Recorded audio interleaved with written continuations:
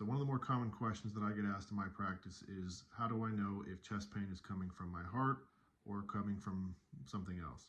Features of chest pain that would be related to your heart, or what we might otherwise call cardiac chest pain, will have three cardinal features. So the first one is retrosternal, just behind the breastbone. The second would be brought on by exertion, and the third would be alleviated by rest or the use of nitro. And so retrosternal, brought on by exertion, alleviated by rest, we would by definition call that cardiac chest pain. Now that comes with about a 90-95% likelihood that cardiac disease is the culprit or the cause of the chest pain. And so that should always be taken seriously regardless of who it is. Now, if only two of those three features are present, then we would call that atypical chest pain. Now that comes with more of a, say, 30 to 50% likelihood that that's cardiac in origin.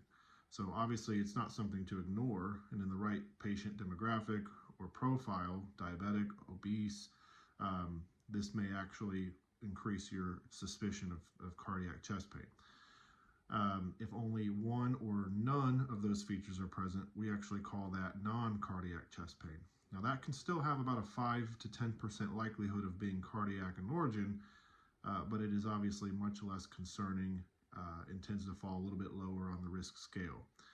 Now, caveats to all of this: women, particularly women who have diabetes, are more likely to present with an atypical type of chest pain. You may hear more of an epigastric pain with some nausea potentially. So all of these things need to be taken with some degree of consideration, but it is important to know what the risks mean. Most chest pain is actually not cardiac in origin. Frankly, the number one reason people go to the ER with chest pain is actually reflux pain, GERD pain, and I know I've experienced this myself, and it can be very severe.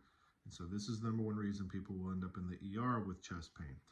The difference, though, is that is typically retrosternal, which is one of the cardiac features, but it's not typically brought on by exertion, and it's not typically alleviated by rest. Frankly, most people are having the pain when they're resting. But again, anything that were to seem more severe, different, or unusual should be taken seriously, and you should seek medical treatment.